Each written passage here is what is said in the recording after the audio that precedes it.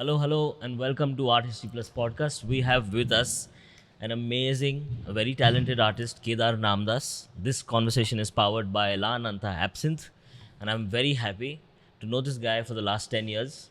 This podcast is all about Kedar's journey. He's dabbled in over 10 mediums. He's traveled all over the world. He is a part of this exhibition right now. It's called Follow the White Rabbit at Frida Art House. And I have the privilege of sitting for an hour with Kedar to discuss something very intimate, him, what I think of him, and what he thinks of the world. And I hope this conversation, by the way, is happening in English and Marathi because Kedar speaks really well in Marathi, and I can ask questions only in English. And this conversation, let's see where it goes. Kedar, welcome to the show. This is the first handshake of many. I think we're going to, I know what I'm going to speak to you about, and I think this is going to be a fun conversation. So stay tuned. Let's start. Let's start. Can you please explain to me your journey from a student, an insecure student, how you were, a worried student, an art student, and then you became a teacher, and now you tell younger students what you went through. So can you explain that journey? Hello everyone, I am Kedar. माझी journey start झाली 2004 साली. माझं schooling complete झालं होतं आणि माझ्या वडिलांनी मला ॲप्टिट्यूड टेस्ट सेंटरमध्ये घेऊन गेले की कुठला इंटरेस्ट काय आहे याचा बघायला. आणि मला तिथे सांगितलं की माझा इंटरेस्ट आर्टमध्ये आहे. आणि तोपर्यंत मला काही संबंधच नव्हता, म्हणजे असं काही फील्ड असतं हे पण मला काही माहिती नव्हतं. म्हणाले आप मुंबई जा सकते हो. नाही, ते म्हणाले की पुण्यात एक अभिनव कॉलेज आहे आणि तिथे तू कमर्शियल आर्ट्सला ॲडमिशन घे. त्यानंतर मी म्हटलं काय जॉब किंवा काय कसं लागतो, तर त्यांच्या टेबलवरती फेविकॉलचा डबा होता. त्यांनी मला असं दाखवलं आणि मला म्हणाले तुला हे डिझाईन करायचं. आणि मी म्हटलं हे काय आहे? फेविकॉलचा डबा म्हणजे तुला अप्लाइड आर्ट्समध्ये इंटरेस्ट होता? त्यांना फाईन नाही, मला त्यांनी सांगितलंच नव्हतं मला की असं फाईन आर्ट्स पण वेगळं आहे आणि अप्लाइड आर्ट्स. ते म्हणाले अप्लाइड आर्ट्स आहे. म्हटलं ओके. मी अप्लाइड आर्ट्ससाठी एक पहिला फाउंडेशन कोर्स असतो त्यासाठी ॲडमिशन घेतली आणि मग डिसाईड करायचं असतं की तुम्हाला अप्लाइड करायचं आहे का फाईन करायचं. तर जेव्हा माझं फाउंडेशन झालं त्याच्यामध्ये मला कळलं होतं, एक अंदाज आला होता की मला फाईन आर्ट्समध्ये इंटरेस्ट आहे. पण माझे बाजूचे जे सिनियर्स होते, मी त्यांना विचारायचो दरवेळेला की काय करता येईल कसं. तर ते म्हणाले की जेव्हा तू अप्लाइड आर्ट्स करतो तेव्हा तू पेंटिंग पण करू शकतोस, पण पेंटिंगचा माणूस अप्लाइडचं काम करू शकत नाही. मी खरंच खूप विश्वास ठेवत होतो त्यावेळेला की मी म्हणलं ओके ठीक आहे, ह्यांचं बरोबर असेल, हे सिनियर लोक आहेत. आणि फेविकॉलचा डब्बा बनवतात तर चिपकत असेल. चिपकतात ते मला नव्हतं कळत की ते चिटकत आहेत का काय करतात किंवा ते क्लिअर नाही आहेत असंही असेल. बरोबर. मी त्यांच्यावर विश्वास ठेवत गेलो आणि मी अप्लाइड आर्ट्सला ॲडमिशन घेतली एक फाउंडेशन कंप्लीट झाल्यानंतर. आणि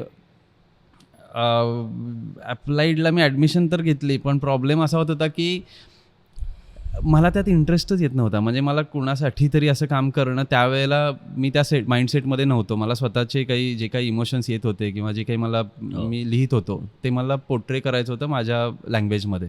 बरोबर. आणि एलिमेंटरी झाली, इंटरमिजिएटला मी फेल झालो. थँक्यू. आणि मी फेल झालो आणि मला असं वाटतं म्हणजे मी त्या अभिनवच्या पार्किंग लॉटमध्ये बसून खूप रडलो. आणि तेव्हा असं झालं की म्हणजे खरोखर रडलो. मी खरंच रडलो. इंस्टाग्राम रडला नो इंस्टा. तेव्हा इन्स्टा नव्हता, आताही नाही माझ्यासाठी तेवढं. पण तेव्हा मी डिसाईड केलं होतं की इथे मी येईल तेव्हा काहीतरी बनवून येईल किंवा इथं मी शिकवण्यासाठी येईल, हे तेव्हा मी डिसाईड केलेलं त्या पार्किंगमध्ये.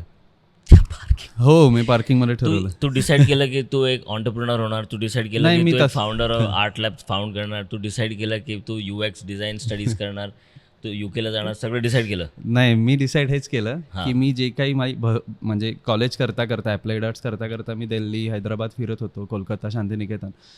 मी तिथे जे काही चाललं आहे ते मी पूर्णपणे शिकून मी इथे ते शेअर करण्यासाठी येईल. तू लोकांना आता सांगू शकतो मागे बघून की तुला तिकडे काय दिसलं?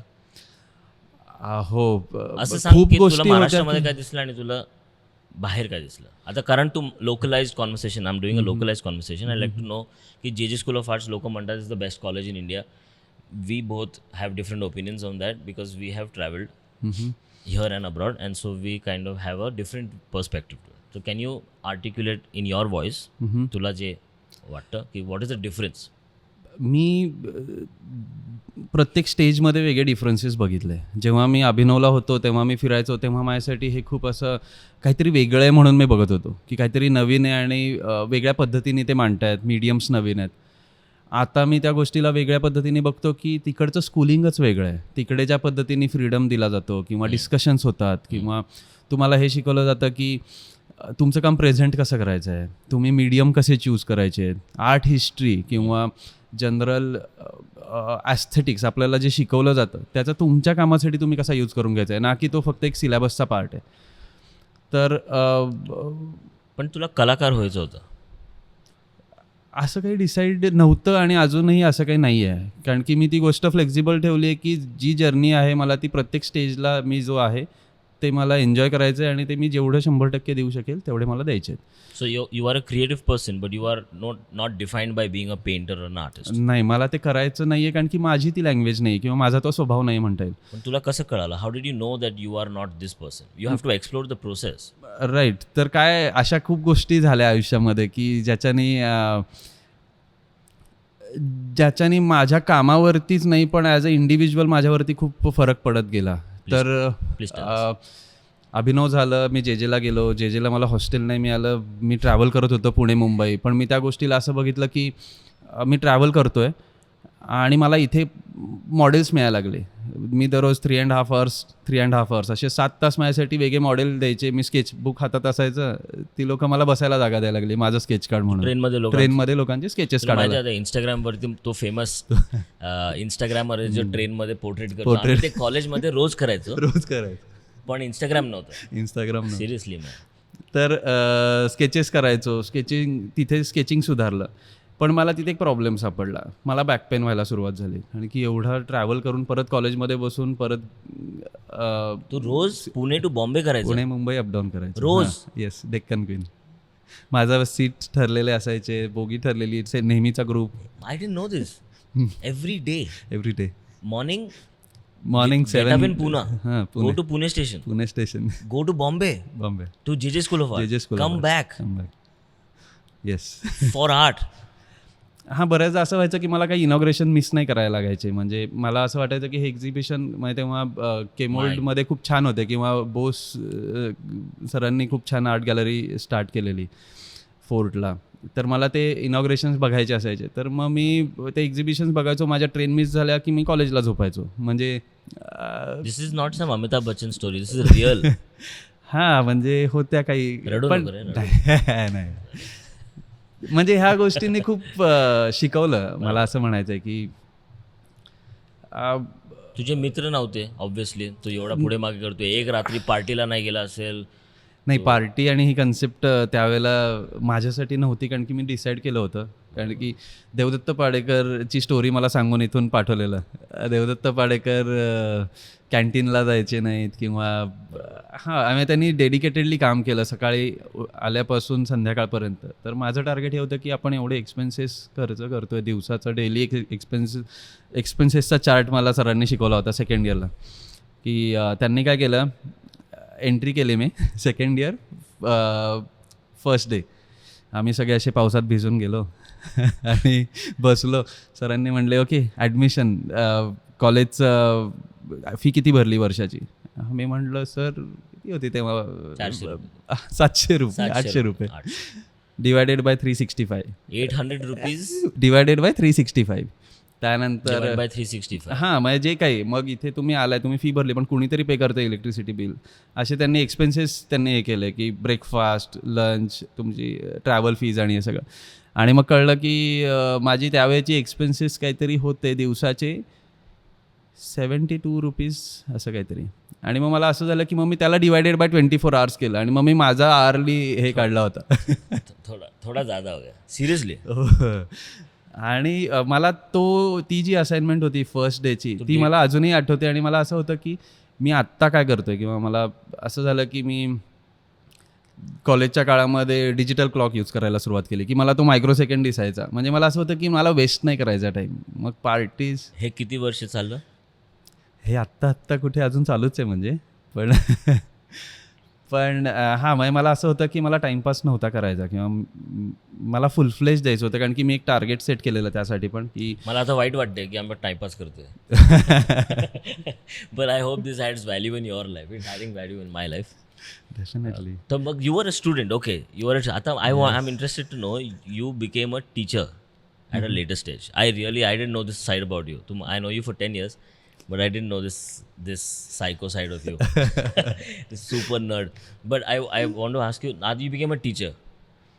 Now, do you feel like you were bullied in your student age and that's why you're going to tell the students? Or how was your treatment with the students now? Did you treat the students the same way? Time pe aane ka. But you sound like Virus from Three Idiots. How are you as a teacher, as an art teacher?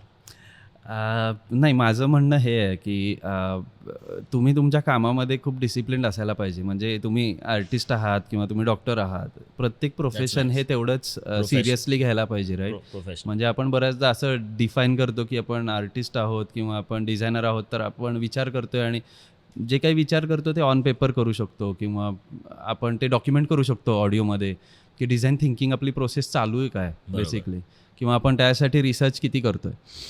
तर okay, आपण जे school of आर्ट्सपर्यंत पोहोचलो, मी up down करत होतो, मला back pain चालू झाला. Back pain start झाला तर मी म्हणलो की ठीक आहे, हा प्रॉब्लेम आहे, सोल्युशन काय? तर मी जंगली महाराज रोडवरती पुण्यात रिबॉकच्या शोरूममध्ये गेलो, नायकीच्या शोरूममध्ये गेलो. मी बघायला सुरुवात केली की ह्या बॅगचं फोम कसं वापरलं जातं आहे, असं काय ब्रीदेबल टेक्निक्स काय आहेत त्याचे की घाम येणार नाही. आणि मग मी मेमरी फोम आणला, त्याचं एक पॅकेज, मेजरमेंट्स घेतले सीटचे, तेव्हा गॅप असायची सीटला, आता ते, आणि मग मी ते बनवलं आणि मग मी ते बॅगेत ठेवायचो की you are using your creativity not just in the painting but in your life. Exactly. मला असं होतं की मी विचार करू शकतो, मला प्रॉब्लेम दिसतोय, त्याचं सोल्युशन काय ते शोधूयात आपण, रादर दॅन आपण हां ठीक आहे ॲडजस्ट करूयात की. आणि मग मी तो प्रॉडक्ट बनवला. आणि मग मला तेव्हा हे पण नव्हतं माहीत की प्रॉडक्ट डिझाईन असं काही फील्ड आहे. My question to you is about being a teacher. So I want to explore this side. I will come back to your because you're jumping 15 years in the future. Okay. I mean in the past, but I want to bring you thoda back. I want to ask you, you became a teacher, then you saw some students and they were not as perfect as you. They were wasting time, they were doing things. So how did you negotiate these conversations with the students? How did you tell art painters, upcoming future creative practitioners, painters, designers, illustrators? I mean, you don't have to be a painter, but there are so many different ways that you could apply your creativity. So right. How did you negotiate? How did you converse with the students? Basically, or how were, maybe what kind of teacher were you? And what is lacking in the, according to you, what are your learnings from about the contemporary state of art education? Teaching side जी आहे माझी ती explore झाली Baroda school of आर्ट्समध्ये, मला असं वाटतं. कारण की मी अभिनव झालं, मग जे स्कूल ऑफ आर्ट्स झालं, आणि मग MSU बरोदामध्ये जेव्हा मी गेलो, त्यानंतर तिकडच्या ज्या फॅकल्टीज होत्या त्या खूप अशा त्या तुम्हाला खूप फ्रीडम देतात. असं मला जाणवलं की त्या तुमच्यावर विश्वास ठेवतात की हा काहीतरी करतोय, आणि तुम्हाला ते ज्या पद्धतीने तुमच्या प्लेटवरती ठेवतात की आर्ट हिस्ट्री जर समजा आपण शिकवली तर ते तुम्ही तुमच्या कामामध्ये कसं कनेक्ट कराल किंवा तिथे डिस्कशन्स व्हायचे. बरोबर. तर मला असं वाटलं की आपण ह्या गोष्टी जर का इकडे आणल्या, आणि मेन रोल जो मी अभिनवमध्ये जॉईन केल्यानंतर मला वाटला की ज्याच्यामुळे मेन इम्पॅक्ट पडला तो मला वाटतं की डिस्कशन्स की कामं डिस्प्ले करून त्यावरती तुम्ही बोलायचं. आता तुझ्या मागे एक तुझ्याच स्टुडंटचं काम एका गॅलरीमध्ये लागलंय. You feel proud? हो, खूप छान वाटतं. आणि तो मेहनत पण करतायत मुलं. म्हणजे जी लोक कंटिन्यू एफर्ट्स टाकून त्या टाईमचा यूज करत आली, ते तुम्हाला एका काळानंतर मला असं वाटतं की ती प्रोसेस, ट्रस्ट द प्रोसेस म्हणतात, ते खरं आहे. Can you articulate the problem of the education in okay, I don't want to say problem because everyone has a different perspective, but I feel that, do you feel like there is any limits in the art education in general? हो, बऱ्याच आहेत. म्हणजे मी UK ला गेल्यानंतर तर मला आता अजून जास्त डिफरन्स दिसायला लागला. पहिले मी खूप नॅशनल लेवललाच डिफरन्शिएट करू शकत होतो. म्हणजे मला जे school of art versus Baroda versus Baroda Delhi हां, versus Calcutta. State wise may be किंवा स्टेट स्कूलिंग वाईज डिफरन्शिएट करू शकत होतो. आता बाहेर गेल्यानंतर कळत आहेत की अजूनही खूप अपॉर्च्युनिटीज आहेत, जिथे म्हणजे ऑप्शन्स आहेत, जिथे आपण एक्सप्लोअर करू शकतो ते त्या साईड. जसं की Can you give an example?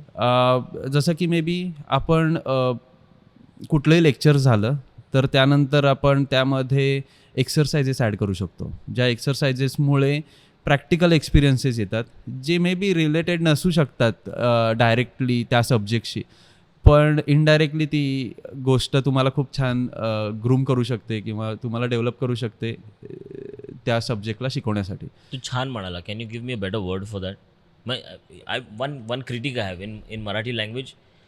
तुम्हाला जर काही म्हणायचं आहे, तुम्हाला काय आवडलं का, त्याच्यामध्ये जास्ती शब्द लोक वापरत नाही. राईट. इट्स लाईक दिस छान. छान is like the equivalent to, मला वाटतं की क्वालिटी इंग्लिशमध्ये म्हणतात ना, interesting, this work is very interesting. तसं मराठी लँग्वेजमध्ये लोक पेंटिंगला बघितलं किंवा म्हणतात छान आहे, छान आहे. So I feel like I want to also ask you about Marathi language, and you studied in English in Baroda and all over now. You use English to articulate your ideas. Right. But when it comes to using Marathi language, I feel my feedback is that I feel that you use very limited words. Right. So how do you teach a student in Maharashtra or in any vernacular language to stretch out your ideas, psychological, political, Right. personal, emotional ideas, not just by limiting their words? So how do you teach someone to stretch their and detail their ideas? म्हणजे अभिनवमध्ये तुला असं वाटलं की students are just limited to portrait painting आणि light आणि शेडच बोलतात, ते म्हणजे आतले भावना आणि किंवा they don't articulate their direct that finishing smash shot. Right. The ideas need to be put out really well. Right. I feel like they play very safe. मला असं वाटतं की अकॅडमिकली जेव्हा आपण शिकतो तेव्हा लँडस्केप किंवा पोर्ट्रेट या गोष्टी शिकणं किंवा तुमचे टेक्निकल स्किल्स स्ट्रॉंग करणे खूप गरजेचं आहे. पण आम्हाला जे school of arts third year Anil Naik sir portrait शिकवायला होते. तर त्यांचं फर्स्ट लेक्चर मला आठवतं. तर त्यांनी काय सांगितलं की पोर्ट्रेट स्टार्ट करायचं होतं. म्हणजे आम्ही first year second year portrait केलं आणि थर्ड इयरचा टॉपिक होता आमचा पोर्ट्रेट पेंटिंग. तर हा डिफरन्स काय होता बेसिकली, पोर्ट्रेट आणि पोर्ट्रेट पेंटिंग, राईट. तर आम्ही आलो आणि पोर्ट्रेट करायला सुरुवात केली आणि मग सरांनी रिसेसमध्ये बोलवलं आणि ते म्हणाले मला आज एक स्वप्न पडलं. तर म्हणजे खूप छान शिकवण्याची पद्धत पण असू शकते हे त्यांच्याकडून शिकण्यासारखं. तर ते म्हणाले मला स्वप्न पडलं, पहिल्यांदा रेड कलर आला, मग हळूहळू त्यात क्रिम्झन, इंडियन रेड असे कलर्स ॲड होत गेले, मग काही ग्रीनिश टोन यायला सुरुवात झाली आणि मग त्यातून काही फॉर्म्स बनायला लागले आणि मग हळूहळू करत करत करत एक पोर्ट्रेट बनलं आणि मी त्या कॅनव्हासपासून बाजूला झालो. तर तुम्ही काय शिकला यातून? तर हां, म्हणजे मला असं झालं की हे काय होतं, म्हणजे त्यांना नक्की सांगायचं काय हे समजत नव्हतं त्या वयात. तर जेव्हा आता गोष्टी मागे बघतो तेव्हा सबकॉन्शियसली त्या आम्ही कशा घेत होतो, सिरियसली, राईट. तर आम्ही ते असं बघितलं की ओके ठीक आहे, पोर्ट्रेट दिसतंय समोर, पण त्याचं कॅरेक्टर काय आहे, त्याची स्टोरी काय आहे त्याच्या मागे. म्हणजे मग मी रिसेसमध्ये या मॉडेल्सशी बोलायला सुरुवात केली आणि त्यांच्या स्टोरीज समजायला हे केलं की ओके हा माणूस बसतोय ठीक आहे आपल्यासमोर 6-6 तास, पण हा माणूस आतून वेगळाच आहे, तो आतून मे बी डिस्टर्ब आहे किंवा त्याचे काही वेगळे प्रॉब्लेम्स आहेत. तर मी करायला सुरुवात केली, मी फोटोज घेतले त्यांचे. ऑब्व्हियसली प्रॉब्लेम आहे, 50 रुपयासाठी तासाला बसतोय, ऑफकोर्स ही हॅज प्रॉब्लेम, पण you want to know what the problem, right. म्हणजे मला फक्त you want to know what the problems are. मी बेसिकली त्या कॅरेक्टरला समजून घेण्याचा प्रयत्न केला, जे आज मी डिझाईनमध्ये युजरला समजून घेतोय. का तर तो माझ्या समोर बसलाय, मी त्याचं पोर्ट्रेट करतोय, तर मला हा माणूस काय हे समजणं महत्त्वाचं आहे. जसं अनिल नाईक सरांनी सांगितलं होतं की त्याचं बॅकग्राऊंड रेड कलरचं होतं, म्हणजे तो ब्लड होतं, जे सगळ्यांसाठी सेमच आहे, पण मग हा माणूस काय वेगळा आहे. बरोबर, मे बी असं. पण तुला असं वाटत नाही की तू तुझ्या नजरेने बघतोय तर तुझे विचार त्या कॅनव्हासवर मांडायला पाहिजे. कॅनव्हास तुझा आहे, राईट. हां, विचार तुझा आहे, मग तू मॉडेलला का? I am just trying to. मी मॉडेल फक्त ॲज अ एक टेक्निक म्हणून घेत होतो, पण एक्सप्रेशन माझ्या होत्या. म्हणजे मी असं बघत होतो की मॉडेलची स्टोरी माझ्याशी कुठे कनेक्ट होतीये. तो माणूस त्याच लोकेशनला फिरतोय ज्या लोकेशनला मी फिरतोय, त्याचं पण सराउंडिंग तेच आहे. तर मी बॅकग्राऊंड ॲड करायला सुरुवात केली. मी त्याचे फोटोज घेतले. मी मुद्दामून त्यांना म्हणायचो, तुम्हाला चीड आहे ना एकाबद्दल, चिडा, एक्सप्रेस करा. मी त्याचे फोटोज काढून ते डिजिटली प्रिंट करून ते पेंट केले, म्हणजे ते पेस्ट केले कोलाज टाईप, जे की सगळेजण ऑइल वर्क करत होते, रिअलिस्टिक त्यांचा टोन काढणं किंवा त्याचं ड्रेपरी काय आहे. आणि मी बघत होतो की ओके त्या खरा माणूस काय. आणि मग त्याच्या बॅकग्राऊंडला मी त्यांचे काही फॉर्म्स ॲड केले. त्या काळात अजून एक गोष्ट झाली. आम्हाला आर्ट हिस्ट्रीच्या लेसन्समध्ये मनीषा पाटील मॅडमनी फ्रान्सिस बेकन शिकवलं. फ्रान्सिस बेकनचे वर्क्स दाखवले. Your life change. आणि हा काहीतरी वेगळाच व्ह्यू पॉईंट होता जो मी आतापर्यंत कधी बघितलाच नव्हता. म्हणजे मी लँडस्केप पोर्ट्रेट बघत होतो, पोर्ट्रेट पेंटिंगकडे जात होतो, ॲब्स्ट्रॅक्शन्स चालू होते, गॅलरीज बघत होतो तिथे. आणि फ्रान्सिस बेकन आला आणि तो एकदम माझ्या बाजूला आरडाओरडा करायला लागला की काय आहे बेसिकली, तू कोण आहे. हां, म्हणजे हा जो सगळा गर्दी ही जी किंवा कचरा बाजूला किंवा हॉर्न्स आणि खूप गोष्टी, मी क्रॉफर्डमधून फिरायचो असंच, तिथे जाऊन पिजन्सचे आवाज रेकॉर्ड करायचो आणि मी ती गाणी ऐकायचो काम करताना. तर मला हा सगळा हा जो काही विचार होता तो मला माझ्या कामामध्ये कुठेतरी कनेक्ट करता येईल अशी एक लँग्वेज सापडली. आणि मग मी ते फोटोमध्ये घेऊन बॅकग्राऊंडला फ्रान्सिस बेकनचे काही त्यांनी जे त्याचे बॅकग्राऊंड्स असायचे जॉमेट्रिकल, ते मी यूज करायला सुरुवात केली. Third year painting. Slowly we are coming to your current practice which is I would say extremely hardcore. So I want to ask you a few questions. तू यू कमिंग टू दॅट. हो, पण त्यासाठी अजून एक incidence झाला आयुष्यामध्ये. एक incidence असा झाला, 26/11चा अटॅक. मी तेव्हा सेट होत होतो एका हॉस्टेलला. मी आर्किटेक्चर हॉस्टेल होतं, मी तिथे परमिशन घेतली होती आणि मी तिथे राहत होतो. ती मुलं रात्री काम करायची, मला 2 बेड होते, त्याच्यामध्ये एक गादी टाकायला परमिशन दिलेली, ती झोपायची तेव्हा मी झोपायचो, अशी ही स्टोरी. तर त्या दिवशी असं झालं की 26/11चा अटॅक ज्या दिवशी होणार होता किंवा ज्या दिवशी झाला, त्या दिवशी सकाळी माझ्या एका सिनियरनी मला बोलवलं. मला म्हणाला की एक स्कल्पचर आहे, त्याला पेपर फक्त पॉलिशिंग करायचं, त्याला तर हेल्प करणार का. मी म्हटलं वा, नवीन मीडियम आहे, शिकायला मिळेल, जाऊयात. तर आमचं एक रुटीन होतं या काळामध्ये. आम्ही कॉलेजला सकाळी यायचो 8:15ला, ब्रेकफास्ट करून कामाला बसायचं. मग 9ला टीचर यायचे सगळे आणि मग 3:30ला कॉलेज संपल्यानंतर 5पर्यंत स्टुडिओ ओपन असायचा. तो 5पर्यंत स्टुडिओ यूज करायचा आणि मग त्यांनी हाकललं बाहेर की जा आता. तेव्हा जायचं आणि CSTला जाऊन स्केचिंग करायचं. तर CST स्टेशनला तिथे अशा काही गोष्टी चालायच्या तेव्हा, किंवा अशा काही आम्हाला जाणवल्या होत्या, दिसल्या होत्या. तिथे प्रॉस्टिट्यूशन चालायचं. बरोबर. तर जी काही मुली आहेत ज्यांना बोलता येत नाहीत किंवा ऐकू येत नाही, ती लोक तिथे त्यांचं बेसिकली बिझनेस करायचे. बरोबर. तर आम्ही त्या मॉडेल म्हणून त्या आम्हाला ओळखायला लागल्या होत्या आणि आम्ही स्केचिंग करायचो त्यांचे. आणि 26/11चा अटॅक ज्या दिवशी झाला त्या दिवशी मी लकीली उरणला गेलो, तिथे काम करत होतो आणि आम्हाला कळलं अटॅक झाला. आणि त्यानंतर काही दिवसांनी जेव्हा गोष्टी सेटल झाल्या तेव्हा आम्ही परत तिथे आलो, परत स्केचिंग सुरुवात केलं. तेव्हा ती लोकं तिथे नव्हतीच, म्हणजे जी नेहमीची लोकं होती. मग ते कुठे होते, ते तर नंबर्स होते मे बी फक्त. Dead people. आणि आजूबाजूला गोष्टी अशा पण होत होत्या की जी मुस्लिम कम्युनिटी आहे त्याबद्दल खूप गोष्टी बोलल्या जायला, म्हणजे वेगळ्या पद्धतीने त्यांच्याकडे बघितलं जात होतं. पण मी तर विचार करत होतो की अरे माझे पण चांगले मित्र आहेत, माझ्या बाजूची चांगली लोक आहेत, मग आपण त्यांच्या पद्धतीने पण त्यांना आपण त्या पद्धतीने का घेतोय, तसंच का बघतोय. मी म्हटलं की दॅट इज ऑल्सो बिंग डिझाइन्ड. तो वेगळा पार्ट आहे किंवा तो. तर मी त्यावेळेला एक एक्सपेरिमेंट केला, म्हणजे असे काही काही चालूच असायचे. त्यामधला हा एक एक्सपेरिमेंट होता की मी मिशा काढल्या, माझ्या दाढी ठेवली, ग्रीन शर्ट घातला, झोला होता शांतिनिकेतनवरून आणलेला अभिनवच्या ट्रिपमध्ये, तो घेऊन मी मुंबईत फिरायला सुरुवात केली. मला CST स्टेशनला अडवलं सस्पिशियस म्हणून, माहिती नाही का, त्यांना असं का वाटलं. मी तेव्हा हिंदीत बोलायचो त्यांच्याशी सुरुवात. मी म्हणायचो की हां ठीक आहे, गुमरा था ऐसे आया देख रहा हूँ. मग त्यांनी रेकॉर्डमध्ये नाव लिहिलं तिथे. काय लिहिलं? केदार नामदास. काय त्यांनी ॲड्रेस घ्यायचे फक्त ते एक. म्हणणार तुझं नाव केदार नामदास आहे.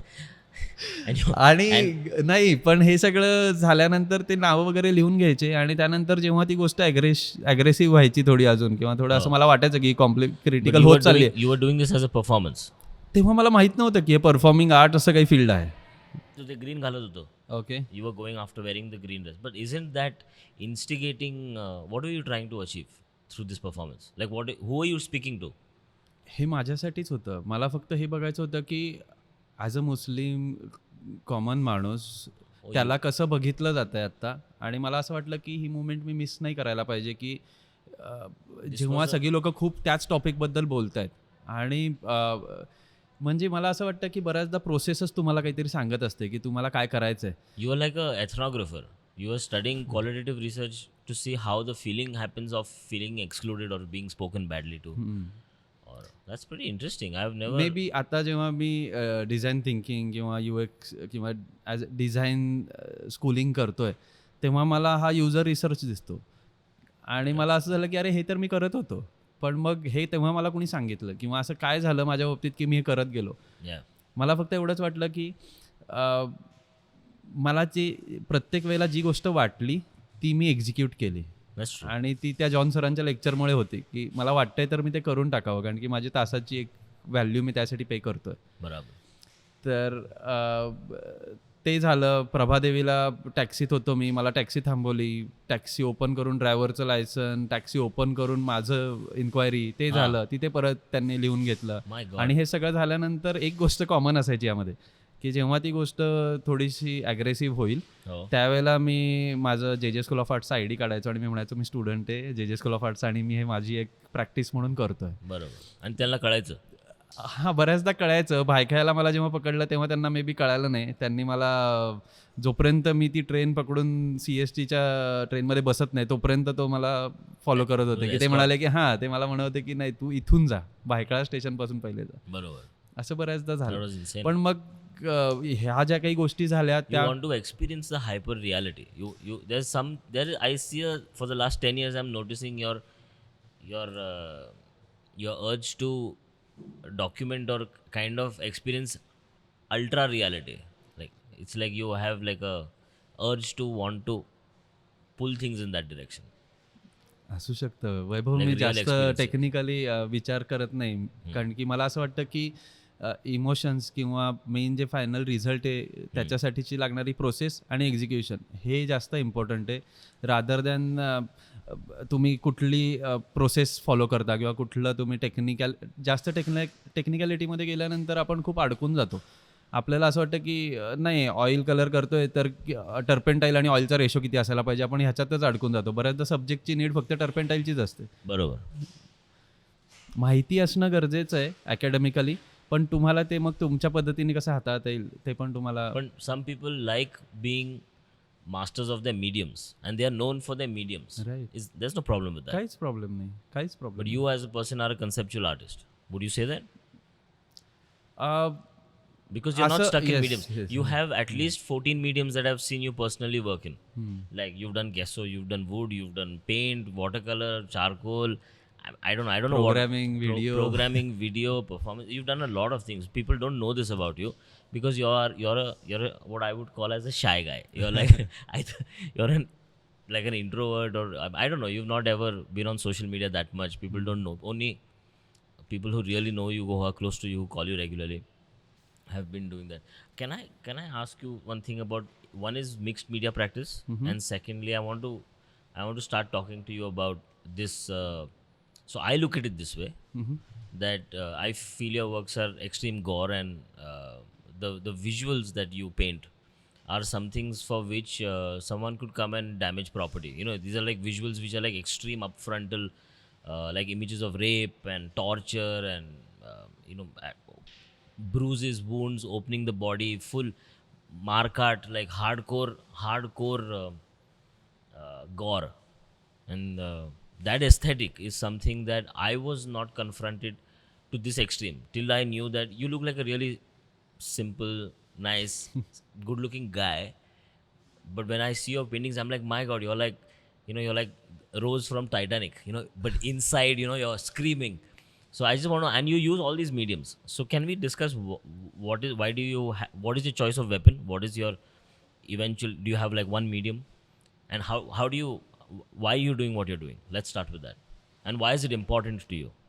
बेसिकली कामाची जी प्रोसेस आहे ती वेगवेगळ्या स्टेजेसमध्ये चेंज होत गेली. त्या प्रोसेसमध्ये आत्ता अशी गोष्ट होती आहे की मीडियम हे खूप जास्त इम्पॉर्टंट आहे हे समजलं. बडोदा स्कूल ऑफ आर्ट्स नंतर मला हे कळलं की एक मी प्रिंट करत होतो, एक एक्झाम्पल मी एक प्रिंट करत होतो, टायटल होतं रिक्लायनिंग रिॲलिटी. मी ड्रॉइंग केलं त्याचं, आणि जी काही मी कामं केली, झिंक प्लेटवर असतील, कॉपर रेचिंग असतील, वुडकट असतील, मी ती डायरेक्ट स्टार्ट करायचो. म्हणजे माझा तो स्वभाव आहे की मला कुठली गोष्ट उगाचच कव्हर करून ठेवायची नाही आहे. जो थॉट आहे तो तसा आहे तसा मांडायचा. मला जर का तुझ्याबद्दल काही वाटतं तर मी ते तुला डायरेक्टली तोंडावर बोलाय. मला ते असं बिचिंग किंवा असं उगाचच करायला आवडत नाही. बरोबर. तर मे बी हा स्वभाव माझ्या कामातून दिसतोय की वाटलं केलं, किंवा जे काही फिलिंग्स आहेत ते मी एक्सप्रेस करतोय. मग मी ते वर्ड्समध्ये करेल, मीडियमच्या हिशोबाने करेल. Right. You always use this word directness. तुला त्याच्यावर कपडे नाही घालायचे. You said that in one last conversation we had few days back. You said, मला ते can you explain that? Because समजा एक रेप झालाय आणि एक रेप झालाय, तर त्या जी जागेची जी सिच्युएशन किंवा तो जो काही सिनारिओ आहे तो कसा आहे, तो तिथे कव्हर्ड आहे, तो ॲग्रेसिव्ह आहे. राईट. किंवा तिथे कपडे कुठले घातलेले नाही आहेत. म्हणजे मी म्हणतो दोघांनी, one is showing a dirty nature of their. you're right. आणि मी हा नेकेडनेस जो काही आहे तो मी नेकेडनेस व्हिज्युअलचा बोलतच नाही आहे, किंवा मी जो समोर दिसतोय तो बोलतच नाही आहे, मी विचारांचा म्हणतोय. म्हणजे हे खूप वेगळं आहे. राईट. म्हणजे हा खूप डिस्टर्बिंग आहे. आणि मग आपण जेव्हा असे थॉट प्रेझेंट करतोय तेव्हा त्यांना उगाचच का सिम्बॉलिक वेनी प्रेझेंट करायचं, किंवा उगाचच का त्याला कपडे घालायचे, मला हे समजत नाही. मला असं वाटतं की हे जे आहे, जी रिॲलिटी आहे ती तशीच पोर्ट्रे करणं काय त्यात काय चुकीचं नाही आहे, किंवा त्यात काहीच उलट जो थॉट आहे तो मी रॉ फॉर्ममध्ये जेव्हा मांडतोय तेव्हा तो जास्त समजतोय लोकांना की तो किती काय म्हणतात ग्रुसम रिॲलिटी आहे ती. तर मला असं वाटतं की जे काही डिस्टॉर्टेड फॉर्म्स आहेत, किंवा ते जे ॲग्रेशन, ते जे स्क्रीम, किंवा खूपशा अशा गोष्टी ज्या मे बी तुम्हाला इमेजेसमधून दिसतील, त्या गरजेच्या होत्या त्या सब्जेक्टसाठी. आता आपण वळू मीडियम्सच्या बाबतीत जर का बोलायचं झालं तर मला एक तुला प्रश्न विचार. मी तुझ्या घरी स्टुडिओला आलेलो एक थोड्या वर्षा अगोदर. तुझ्या पेंटिंग्समध्ये ते हे चित्र होतं, एक रेप सीन होता, आणि तुझी आई आणि बाबा घरीच they are freely travelling in the house. Now they don't have your thoughts. Right. They don't have your aesthetic ideas. I've seen your house. They don't have the painting. Your house is a regular, very nice house. But they are forced to confront your work every day. When are you open to talk to your parents about how you're thinking, and your wife also, and how they are all made to see a rape scene every day. It's not in a Maharashtrian house. It's not normal to have छान छान painting घरामध्ये. असं महाभारत तर ठेवत नाही घरामध्ये. तू महाभारतचं पुस्तक पण ठेवत नाही. माझी सासू आणि माझी आजी वगैरे ठेवायची नव्हते. तू तर you are putting a contemporary, this is post Draupadi, beyond and very very traumatic visual in front of everyone to say how do they engage with this work, and how do you have any internal conversations with them, or have you had 1 or 2 chats and are they okay with it? असं specific काही conversation झालं नाही आमच्यामध्ये. पण मला एक गोष्ट जाणवली की जे काही माझं अपब्रिंगिंग आहे, मी स्वतःला फॉर्च्युनेट समजतो की ते खूप चांगल्या समजूतदार घरामध्ये झालं. माझे आजोबा डॉक्टर होते, आणि ह्या काही गोष्टी ज्या आहेत आणि ज्या काही आपण प्रेझेंट करतोय, म्हणजे मला एक गोष्ट आठवते, जेव्हा आम्ही सगळे डिनर टेबलवर डिनर करत होतो एकत्र टेबलवरती, तेव्हा आम्ही बोलतोय, तेव्हा जनरल विषय निघाला की तू चांगले पेंटिंग का नाही काढत, असं आई म्हणाली मला की तू काय बाकीचे जे काढतात असं तू चांगलं पेंटिंग का नाही काढत, हो. माझ्यासाठी एक झऱ्याचं पेंटिंग म्हणजे वॉटरफॉल एक काढून दे मला, हो असं मला म्हणाली होती ती. हो तर तेव्हा मी तिला एकच गोष्ट म्हणालो की आई, मी ॲज अ माणूस, मी जर का हे पेंटिंग म्हणजे ॲज अन आर्टिस्ट किंवा ॲज अ इंडिव्हिज्युअल, आज जेव्हा मी हे जे काही बघतोय, ह्या जर का मी गोष्टी डॉक्युमेंट केल्या नाहीत, बरोबर तर हे आज कोण बघणार? पुढे 100 वर्षानंतर एक एरा जेव्हा बघितला जाईल, तेव्हा ती गोष्ट किंवा त्या ज्या काही गोष्टी बाजूला होत होत्या आणि ज्याचा खरंच माझ्यावरती फरक पडत होता, मला ज्या खरंच डिस्टर्ब करत होते करत होत्या, त्या मी पोर्ट्रे केल्याच नाहीत. बरोबर म्हणजे मी खरं जो काही माणूस आहे तो मी का लपवला स्वतःला? बरोबर तर मला असं Nice. वाटतं की That's true. जे काही पेरेंट्सनी तसा सपोर्ट दिला की हां ठीक आहे, त्यांनी ही गोष्ट ॲटलिस्ट समजून घेतली, त्यामुळं मी त्या गोष्टी जास्त एक्सप्रेस करू शकलो. Very well said. Very well said. Can you explain your mediums topic? You were saying तू तू एवढे mediums वापरतो. म्हणजे कधी कधी मला असं वाटतं की मी जेव्हा तुझं काम बघतो, there is a link between all the works, but you're doing so many mediums that like you feel like one work of yours needs this kind of medium, and like you just now in this show you have a wax sculpture, you also have some oil paintings, and you also do etchings and things. So why, not why, I know why, but I want to ask you like are you unsatisfied with a particular medium, or you feel like different works need different languages? एक example देतो. रिक्लायनिंग reality मी etching करत होतो आणि drawing करताना मला कळलं की हे कुठेतरी अडकलं आहे. म्हणजे मला खरंच जे एक्सप्रेस करायचं आहे थॉट, तो एक्सप्रेस होत नाही आहे या कामातून. हे खूप फ्लॅट वाटतं आहे एचिंगमध्ये एचिंगमध्ये. तर मी म्हटलं की ओके, हे काय करता येईल बघूयात, आपण विचार करू. पण ते काम फिनिश केलं आणि त्याच्यानंतर नेक्स्ट काम जेव्हा मी स्टार्ट केलं, तेव्हा मी विचार करत होतो की ह्या कामाला आपण वेगळ्या पद्धतीने बघूयात, ज्याच्यामध्ये मी ठरवलं की आपण ट्रॅडिशनल मीडियम तर कंबाईन करायचंच आहे, पण ते असं करू की ज्याच्यानी मला ते काहीतरी इंटरॅक्शन दिसेल. आणि त्या रिक्लायनिंग रिॲलिटीमध्ये बेसिकली एक आयडिया ही होती की एक बेड आहे आणि त्या बेडवरती एक फॉर्म आहे, ह्युमन फॉर्म आहे, तो ओरडतो आहे आणि तो त्या बेडचाच पार्ट झाला आहे. बेसिकली ही आयडिया मी जे स्कूल ऑफ आर्ट्समध्ये असताना कामाठीपुरा तिथे फिरायचो आणि तिथे मी काही आर्किटेक्ट, माझे मित्र जे होते आर्किटेक्चर हॉस्टेलला राहताना, कामाठीपुरामध्ये फिरायचो म्हणजे कामाठीपुरामध्ये फिरायचो म्हणजे एक रिसर्च झाला होता जिथे माझा जो रूम पार्टनर होता तो रूम डिझाईन करणार होता त्याच्यासाठी फ्युचरिस्टिक, कामाठीपुरामध्ये जे प्रॉस्टिट्यूट्स आहेत त्यांच्यासाठी. तर त्यांनी पोलीस प्रोटेक्शन दिलं होतं त्यांना की त्यांना काही, यू आर असिस्टिंग हिम. मी विचारलं होतं, परमिशन मला मिळाली नव्हती, पण मी तो आल्यानंतर त्याची why do you need permission to roam around in Kamathipura? नाही, कामाठीपुरामध्ये नाही, मला त्या रिसर्चचा पार्ट व्हायचा होता आणि कॉलेज परमिशन देत होतं कारण की ती कॉलेजच वेगळं होतं. Oh, I didn't know this, that you need all this ती प्रोसेस होती. process. तर मला ती परमिशन नव्हती मिळत. तर मी त्यांचे इंटरव्ह्यूज घेतले, त्या आल्यानंतर मी त्यांचे फोटोज बघितले, डायमेन्शन्स बघितले आणि मग मला कळलं की अरे त्यांचे प्रॉब्लेम्सच वेगळे आहेत. बरोबर. आणि म्हणजे जी बाहेरून फसाड दिसते, बाहेर ज्या बायका उभ्या आहेत त्या आतून खूपच वेगळ्या आहेत. अगेन मला ते पोर्ट्रेट पेंटिंगशी कनेक्ट झालं कुठेतरी की तो रेड कलर किंवा हे. आणि हे जेव्हा पेंटिंग करतोय तेव्हा मला असं झालं की हे जेव्हा मी एचिंग केलं त्यानंतर मला वाटलं की आपण हे वूड एनग्रेविंग करूयात, एक बेड डिझाईन करूयात जसा मला करायचा आहे. त्याला मोशन सेन्सर्स ॲड केले गेले, मग आर्डिनो प्रोग्रामिंग शिकलो आणि तोच फॉर्म मी 3D मध्ये डेपिक्ट केला. पण जेव्हा मी ते काम कम्प्लीट केलं त्यानंतर मी त्या कामावर जास्त सॅटिस्फाईड होतो रादर दॅन मी त्या एचिंग बद्दल. पण मी जर का ती मूव म्हणजे घेतली नसती तर मे बी मी नेहमी असा कुठेतरी ते खतखतत राहणं म्हणतात ना, तसं राहिलं असतं. I had a question.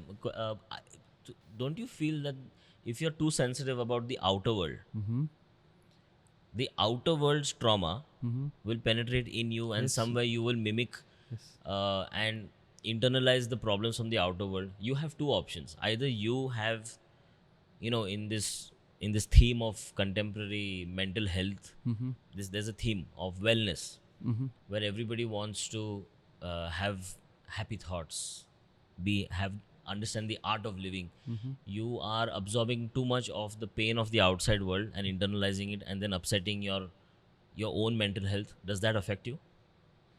Like, don't you feel एक अजून एक गोष्ट and सांगायची. this comes back to the maybe an orthodox format, जे तुझ्या आईसारखं तू छान पेंटिंग का नाही? So my question is like both ways. मी म्हटलं की म्हणजे मी खूप फॉर्च्युनेट समजतो की माझी लहानपणापासूनची प्रोसेस खूप छान झाली आहे. मी 9th एज माझं 9 असेल आणि त्यावेळेला मला विपश्यना इंट्रोड्यूस केली माझ्या वडिलांनी, विपश्यना मेडिटेशन प्रोसेस.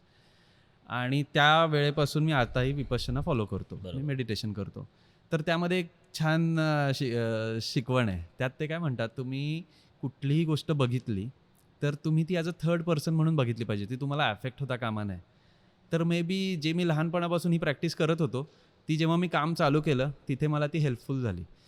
जेव्हा ह्या गोष्टी घडत होत्या त्या मी ॲज अ थर्ड पर्सन बघतो. नक्कीच त्या ॲफेक्ट करत होत्या मला, माझ्या हेल्थवरती पण बऱ्याचदा झाल्या त्या. पण मला ते हे माहिती होतं की त्या कंट्रोल कशा करायच्या. बरोबर.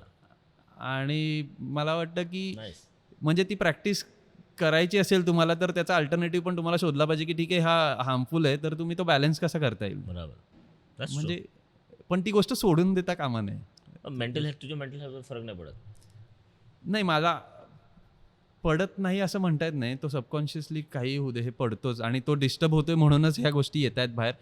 पण त्या कितपत त्याचा फरक पाडून घ्यायचा. I feel like your taking the worst of society and putting it inside you and expressing it through you. So you become like the filter, but all the residue sticking in your brain. No, पण बऱ्याचदा काय होतं, dangerous, don't you feel? पण बऱ्याचदा काय होतं, जेव्हा तुम्ही तो जो काही प्रेशर आहे तो तुम्ही तुमच्या लँग्वेजमधून एक्सप्रेस केल्यानंतर तुम्ही उलट खूप रिलॅक्स फील करता.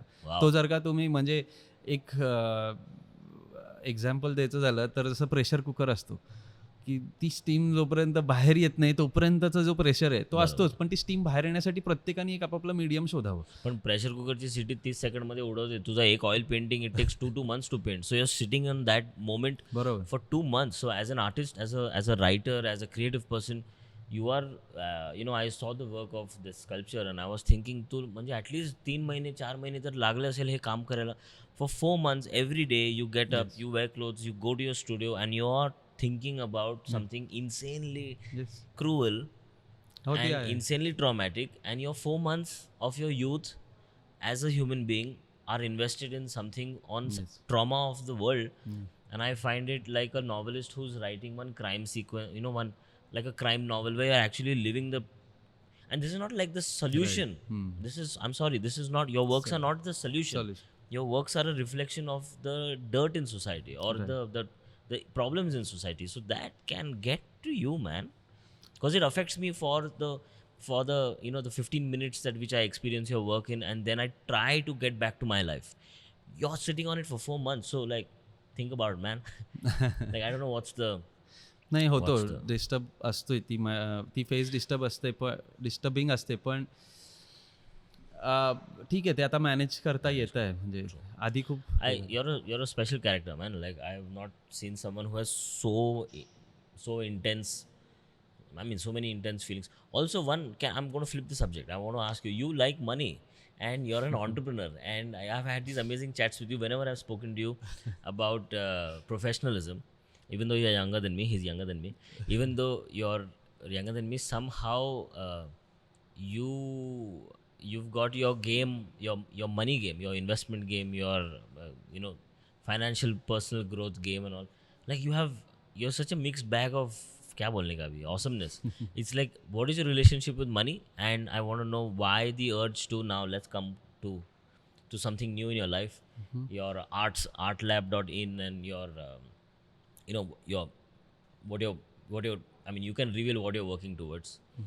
But like it's a very professional corporate approach for an artist to take, and I find it really amazing. Can you tell people what these ideas are about? So start with money, go to entrepreneurship, and then go to your your founding of your company. Money. And by the way, he's an artist. As an artist, yeah, I find it amazing. No, even I'm like doing Artistry Plus, and but I find it amazing. Like I wish I had the youth in me of your age, like it's like you started at a lovely younger age? Business background किंवा एंटरप्रेनरशिपचं background असं काही माझ्या घरी नव्हतं. पण कॉलेजमध्ये असताना मी हे ठरवलं होतं की जोपर्यंत मी मास्टर्स कंप्लीट करत नाही तोपर्यंत मी पैशाचा विचार करणार नाही आणि मी फक्त काम करेल. आणि हे नाही विचार करणार की कुठली गॅलरी पब्लिश करेल किंवा ही कामं विकली जातील की नाही. आणि त्या थॉट प्रोसेसचा आणि ह्याच्यासाठी अजून एक गोष्ट चांगली आहे की मला फायनान्शियल बॅकग्राऊंड होतं. म्हणजे मला चांगलं फॅमिली बॅकग्राऊंड होतं जे मला फायनान्शियली सपोर्ट करत होते. बरोबर. मी म्हटलं की त्याचा फायदा करून घेऊयात कारण की खूप लोकांकडे ते नाही आहे. बरोबर. तर मी त्या काळात ती कामं केली आणि त्याच्यानंतर जेव्हा कॉलेजमध्ये मी जॉईन झालो ॲज अ लेक्चरर तेव्हा मला हे कळायला लागलं की ठीक आहे झालं आता कॉलेज संपलं, आता स्वतः आपल्याला आपले एक्सपेन्सेस तरी काढणं गरजेचं आहे. बरोबर. आणि तुला असं वाटते आर्टिस्ट गरीब असतो? नाही, असं प्रत्येकासाठी गरिबीची व्याख्या वेगळी राईट. Financially pop statement. तुला असं वाटतं की आर्टिस्ट आता झोला लावून असं म्हणजे नाही, आता अशी कंडिशन आधीसारखी राहिली नाही आहे. Very good. Even I don't feel that way. I just want to ask you like how do you see the world? नाही, आता आर्टिस्ट तशी फिलॉसॉफी जी होती I आधीची, see artists आर्टिस्ट म्हणल्यानंतर झोला घेऊन फिरतोय असं आता नाही आहे. नाहीये. आणि यासाठी मला असं वाटतं की जे बडोद्यामध्ये मी असताना माझ्या बाजूला मी ठरवलं होतं की आपण वेगवेगळ्या सर्कल्स बरोबर टाईम स्पेंड करायचा. मग माझे जे हॉस्टेलचे मित्र होते ते MBA झालेले होते, तर ते त्यांच्याबरोबर जेव्हा मी फिरायचो तेव्हा मला कळायला लागलं की अरे बिझनेस स्ट्रॅटेजीज कशा असतात, मार्केटिंग स्ट्रॅटेजीज काय आहेत किंवा बिझनेस मॉडेल कसं असतं, रेव्हेन्यू स्ट्रीम कशा जनरेट करायच्या, हे त्यांच्याबरोबर ते डिस्कशन्स व्हायचे. Balance sheet, cash flow statement, bottom line, top line. म्हणजे हे एवढे डिटेलमध्ये नाही पण बऱ्यापैकी असेल. Very good. पण हे त्या गोष्टी बोलायच्या. आणि मी ते एक टॉम हँक्सचा मूवी आहे फॉरेस्ट गम मध्ये एक तो बाबा त्या श्रीम बिझनेस बद्दल त्याच्या बाजूला कंटिन्यू बोलत असतो, तेव्हा त्याला काही फरक पडत नसतो की त्याला श्रीम बिझनेस करायचा आहे. बरोबर. पण मे बी मी तशा गोष्टी ऐकत होतो आणि ते कुठेतरी राहत होतं डोक्यात. दॅट्स अ गुड आहे. त्या गोष्टी डोक्यात राहत होत्या. PhD वाले मला रिसर्च कसा शिकवत होते, रिसर्च कसा करायचा. म्युझिओलॉजीवाले मला सांगत होते की अरे हे कसं कच्छमध्ये एक रिसर्च प्रोग्राम आहे, तिकडे जा आणि तुला काय नाही कच्छमध्ये तुला 10 दिवस राहायचं आहे आणि मेंढपाळांबरोबर. मी म्हणलो की ठीक आहे बघूयात काय होतं आहे. आणि ह्या छोट्या छोट्या गोष्टी मला या बिझनेस जेव्हा मी स्टार्ट करायला लागलो किंवा विचार केला की आपण स्वतःचं काहीतरी करूयात, काय बघूयात. तू काय चालू केलं? मी आर्ट लॅब स्टुडिओ स्टार्ट केला कॉलेज मी जेव्हा ॲज अ लेक्चररचा जॉब सोडल्यानंतर. Elevator pitch. What is art lab? Art lab we do take commission projects आणि ज्यामध्ये फाईन आर्ट आणि क्लायंट नीड यांना मी कंबाईन करण्याचा प्रयत्न करतो. बेसिकली धंदो बेसिकली मला चायना मार्केट नव्हतं बनवायचं माझ्या स्टुडिओला. चायना मार्केटमध्ये एका पीसच्या रेप्लिकाज बनत आहेत 10,000, 1,00,000 आणि मग त्याचं व्हॅल्युएशन कमी करून तुम्ही त्या आर्टची किंवा त्या ॲज अ पीसची व्हॅल्यू कमी करताय. मला असं होतं की आपण ॲज अन आर्टिस्ट आपण इंडियन आर्ट सिनारिओ जो आहे किंवा क्राफ्टमन्स आहेत आपले, त्यांना घेऊन एम्प्लॉयमेंट कशी जनरेट करू शकू ज्यातून सगळ्यांचाच फायदा कसा होईल. कॉलेजमध्ये असताना मला असं व्हायचं की जेव्हा मुलं पासआउट होत आहेत तेव्हा त्या गेटच्या बाहेर जाताना डिग्री सर्टिफिकेट हातात आहे पण खूप मोठा क्वेश्चन मार्क आहे की त्यांच्याकडे 3-4च ऑप्शन आहेत. काय, एक तर शाळेत किंवा कॉलेजमध्ये लेक्चरर, ॲड एजन्सीमध्ये इलस्ट्रेटर किंवा ॲनिमेशन राईट. म्हणजे हे अजूनही सॅडली ही अजूनही कंडिशन आहे, खूप वाईट आहे. आणि मी म्हटलं की आपण एक असं बिझनेस मॉडेल बनवण्याचा प्रयत्न करू जिथं जी मुलं पेंटिंग शिकली आहेत तर त्यांना पेंटिंग करायला लागू, स्कल्पचर शिकली आहेत तर त्यांना स्कल्पचर करायला आहेत. पण कमर्शियली कसं होत होतं की इंडिव्हिज्युअली आता मी आज गॅलरीमध्ये एक्झिबिट करण्याची कामं वेगळी असतात, पण क्लायंट नीडनुसार तुम्ही कामं वेगळी करायला पाहिजे, त्यांची रिक्वायरमेंट समजलं पाहिजे. Okay with that being an art school student from तुम्ही तुमचा स्किल सेट यूज करताय तिथे, फक्त तुम्ही तिथे it's a artist as service. Exactly. म्हणजे तुम्ही जे काही शिकलाय त्याला कमर्शियली कसं यूज करता येईल ती ब्रांच वेगळी असायला पाहिजे. म्हणजे देर आर मेनी पीपल ज्यांना हे आवडत नाही, ज्यांना ते म्हणतात मी आर्टिस्ट आहे, मी माझंच काम करणार, मी आणखी प्रकारचं काही करणार नाही. हे मला पण पर्सनली एका काळापर्यंत वाटत होतं की मला असं वाटायचं नाही, मला वाटायचं की अरे मी हे चुकीचं करतोय का. एक पाय इकडे एक पाय हो, मला खरंच वाटायचं. कारण मला असं वाटायचं की अरे मी हे चुकीचं करतोय का, की मी कमर्शियल प्रोजेक्ट्स पण करतोय आणि मी माझी प्रॅक्टिस पण करतोय. तुला आता काय वाटतं? मला असं वाटतं की नाही, हे बॅलन्स करता येणं गरजेचं आहे. कारण की जेव्हा तुम्ही फायनान्शियली स्टेबल असता तेव्हा तुम्ही तुमच्या पर्सनल कामाला खूप जास्त वेळ आणि खूप जास्त एनर्जी तिथे रिलॅक्स वेमध्ये देऊ शकता. But you're not time rich. You're cash rich then because you don't have time to work on your personal work. ते तुम्हाला बॅलन्स करता आलं पाहिजे की मी 2 कामं केल्यानंतर ब्रेक घेईल 3 महिन्याचा, मी त्यामध्ये कुठलंही काम करणार नाही आणि it works really well in Really well my in scenario. your life. You, yeah. हां, मग मी ठरवलं की म्हणजे किती आपल्याला मागे लागायचं, आपल्याला टार्गेट किती असायला पाहिजे इयरली, ते अचीव्ह झालं. And those visuals of the commercial paintings don't affect you because you're outsourcing them. You have a full team. How many can just people? तू कधी चालू केलं? How old were you when you started Art Lab? 26, 27. 26. At the age of 26, if you're 26 and you've not started a company of your own, how many employees in your company? Right now 15. 15 employees at the age of 26. I don't want to know the numbers and the bottom line and the top line in your balance sheet, but I know the number was insanely good. And you serviced a lot of requirements for hotels, architects. This was completely not his private practice, but this is his professional. And I respect you for that. And I'm also someone who says that you can do many more things. You were experimenting yourself, and I think at 26 to 30, 32, I think you did it. That was a very, very healthy thing to know who you are, even personally. As a personal finance, I'm a little older than you, so I can say it's a really healthy thing to do. I did something similar. You have been doing Art Lab for now how many years? 8 years? 9, 10 years. You've done so many projects. Doesn't that affect you in your own personal private practice? In a good way ते होतंय You do कुठल्या so many commercial projects. Let's say you are doing, I mean, I don't know how to tell people what is the analogy for this, but it's like working in a restaurant and making fine dining food for a restaurant, or you're a chef somewhere, and you come back home and for yourself you make dal or you make shrikhand. And then you don't use, even though you have all the tools. It's not like in the 5-star hotel you have bakery products and so घरी एवढे नाही आहेत माहिती आहे. We don't have the tools, baking oven तसा oven नाही आहे ते वेगळे. Here you have all the tools. So but you're not making, don't you get affected? नाही, जेव्हा मी असे काही प्रोजेक्ट्स झाले त्यानंतर सेटल होण्यासाठी थोडासा वेळ द्यावा लागतो. काय तो कुलिंग पिरियड म्हणतात तसं. किती कुलिंग पिरियड? तो डिपेंड करतो. नाही, कारण त्यामध्ये पोरं पॉडकास्ट बघताना म्हणतात की हा म्हणजे विस्कटलेला माणूस आहे, म्हणजे सगळ्याकडे म्युझिक, पैसे पण कमवतो, मॅरेथॉन पळतो. हा, तू मॅरेथॉन बद्दल बोलतो, मॅरेथॉन करतो तू. Your doing designer, your artist. तू what is Kedar Namdas? who is Kedar Namdas? Like, don't you feel lost? It happens to me also. Multiple identities are there. नाही, उलट मी प्रत्येक ह्याच्यामध्ये एन्जॉय करतोय ती प्रोसेस. किंवा तू कोणाला इंट्रोड्यूस म्हणजे करतो? मी तू जेव्हा पार्टीला गेला, कोणी तुला म्हटलं हाय माझं नाव केदार आहे, तू करतो काय? तू काय म्हणतो? काय म्हणतो यार, मी नाही माहिती मी काय करतो. नाही, काय म्हणतो तू आर्टिस्ट म्हणतो की तू म्हणतो I am a businessman, like how do you introduce yourself? Artist and designer. Artist and designer पब्लिकला. मुलगी असली तर आणि कोण घरी कसा इंट्रोड्यूस करतो? जे तुझे म्हणजे तुझ्या इन लॉज आणि किंवा तुझी आजी आणि ग्रँड मदर वगैरे त्यांचे मित्र. काय नाही, मी त्यांना काहीच नाही सांगत. मग त्यांना समजणार नाही मी करतो काय. That's not fair. नाही म्हणजे काय सांगणार आहे त्यांना. You cannot say माझ्या other people will not understand. का नाही समजणार? नाही, असं नाही. आर्टिस्ट म्हटलं तर तो विषय संपून जातो. बरोबर, की आर्टिस्ट आहे, ठीक आहे, संपला विषय.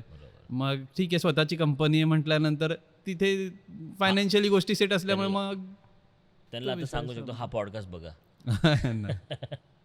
Okay, let's come to the end of it. I want to ask you one very, you are now working out of UK. तुझा एक स्टुडिओ तू तिकडे UK मध्ये बनवलाय. You have one studio in India. You have a practice. You've not stopped Art Lab. You're going to UK. I saw you've been giving lectures in the UK. It was a very proud moment for me. What is your, तू काय direction बघतोय? What is your aim of going now to UK and London and setting up an international studio there? And how old are you? 34. He's 34. He's now he's becoming a UK expat. You're not. I refuse to call you an immigrant there. Let's start using different words for you. Okay. You're adding value to UK. So Can you explain what are you up to? Basically युकेला असं specific जायचं काही reason नव्हतं, हम्म. पण मला असं झालं की इथे गोष्टी आता सेट झाल्या आहेत, हम्म. तर मला स्वतःचा पण स्किल सेट अपग्रेड करणं गरजेचं वाटलं यामध्ये, की सिस्टीम छान सेट आहे आता. आणि पोस्ट कोविड खूप गोष्टी चेंज होत आहेत, म्हणजे डिजिटलायझेशन येत आहे, किंवा आर्टमध्ये पण AI आर्ट किंवा NFTs तेव्हा आल्या होत्या.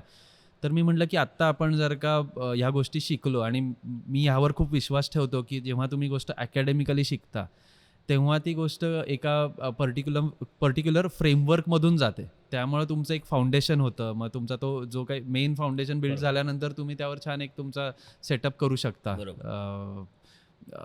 जे काय स्टुडिओ किंवा तुमची आयडिया. तर मी तेव्हा NIDला हे केलं होतं, NIDची पण एंट्रन्स दिली होती, की कोविडमध्ये मला वाटलं की आपण कुठली तरी अशी कॉम्पिटिटिव्ह एक्झामसाठी प्रिपरेशन करावं, जेणेकरून आपला टाईम वेस्ट नाही होणार आणि आपली जी काही आहे आत्तापर्यंतचं जे काही स्कूलिंग ते परत रिवाईज करता येईल. बरोबर. NID झालं. NIDमध्ये ऑल इंडिया रँक 6th आला, आणि त्या इंटरव्ह्यूमध्ये मला कॉंग्रॅच्युलेशन. थँक्यू. आणि मग असं झालं की अरे हे पण झालं, आता काय. तू जिनियस असू शकतो का? मला आठवण ठेवा. हां. तर 6th आला, आणि न्यू मीडियामध्ये मी अप्लाय केला होता, आणि इंटरव्ह्यूमध्ये बसलेलो आणि मी विचार करत होतो की अरे नक्की चाललं आहे काय आपल्या आयुष्यात. जर का इथे या गोष्टी होत आहेत तर का नाही आपण बाहेर ट्राय करूयात. बरोबर. आणि मग मी बाहेरच्या युनिव्हर्सिटीजला पण ट्राय करायला सुरुवात केली. त्यामध्ये मी म्हटलं की मला डिझाईन थिंकिंग प्रोसेस समजून घ्यायची होती, कारण की आर्ट लॅब करताना मला एक गोष्ट माझा प्रॉब्लेम होत होता, की मला माझी आयडिया क्लिअर होती, मला काम कसं करून घ्यायचं होतं हे मी शिकलो होतो, क्युरेशन कसं करायचं हे पण कळतंय, क्लायंट हँडलिंग, फायनान्सेस, हे सगळं आलं आहे. पण मी एका डिझाईन प्रोसेसमधून म्हणजे मी माझ्या प्रोसेसनी डिझाईन प्रोसेस माझी एक इंडिव्हिज्युअल डिझाईन प्रोसेस बनली आहे. पण जेव्हा मी कुणातरी दुसऱ्याला सांगतोय तेव्हा ती प्रोसेस त्याला ती अवघड जाते, कारण की त्याच्यासाठी ती वेगळी आहे. तर एक कुठली तरी अशी जेनरिक प्रोसेस असेल जी मी जर का शिकलो तर त्याचा मला फायदा होईल बिझनेसमध्ये पण, आणि माझी स्वतःची पर्सनल प्रॅक्टिस करताना पण. अमेझिंग. आणि मग मी ठरवलं की आपण ह्युमन इंटरॅक्शन करतोय, बेसिकली एक्झिबिशन करतोय, आपण इंटरॅक्टिव्ह स्कल्पचर्स बनवतोय, तर हे ह्युमन इंटरॅक्शन आहे. तर का नाही आपण ह्युमन इंटरॅक्शन अँड HCI शिकूयात, ह्युमन कम्प्युटर इंटरॅक्शन, राईट. तर आपण हेच स्ट्रीम जरा अजून फोकस करून का नाही शिकावं. Adding a new dimension to your mediums. Exactly. आणि त्यानंतर मग मी बाहेरच्या कॉलेजेसला अप्लाय केला. त्यात ब्रायटन कॉलेज आणि मँचेस्टरचे ऑफर लेटर्स आले. त्यात दोघांपैकी मी म्हटलं की जे मला स्कॉलरशिप देईल तिथे मी जाणार, आणि मला ब्रायटन स्टेट युनिव्हर्सिटीनी अगेन मी थकलो तुला कॉंग्रॅच्युलेशन करत करत. That's amazing. आणि मग ब्रायटनला मूव्ह झालो. ब्रायटनला आता तिकडे मी डिझाईन थिंकिंग प्रोसेस आणि AR VR कसं करतायत, किंवा मोशन सेन्सर्स कनेक्ट करून काय करता येईल. Next interview I do with you will discuss your AR VR का तू काय केलंय. मे बी तेव्हा AR VR नसेल. I had a great conversation with you. And I am keep in touch, bhai. It sounds like you're on to something amazing. All the best for your future. आणि अजून एक आहे युकेला जायचं reason. Sorry युकेला जायचं reason एक अजून एक आहे की जे काही इथे इंडियन आर्टिस्टला जो काही प्लॅटफॉर्म आहे, जो आर्ट लॅबनी देण्याचा प्रयत्न केला, मला असं वाटतं की मी तो इंटरनॅशनल लेवलला देऊ शकतो. बरोबर. मी असे काही प्रोजेक्ट्स तिकडे क्युरेट करू शकतो जे की लोकल आर्टिस्ट तिकडचे आणि इंडियन आर्ट हे मिक्स करून आपण इंडियन आर्टला पण एका वेनी प्रमोट करून आर्टिस्टला एक प्लॅटफॉर्म देऊयात. That's amazing. Thank you. This interview has been absolutely amazing. I really thank Kedar for being the guest for this podcast. This is Art History Plus podcast with Kedar Namdas, powered by La Nanta Absinthe. Can you please look in that camera and say like, comment and subscribe to Art History Plus? Please like, comment and subscribe to Art History Plus.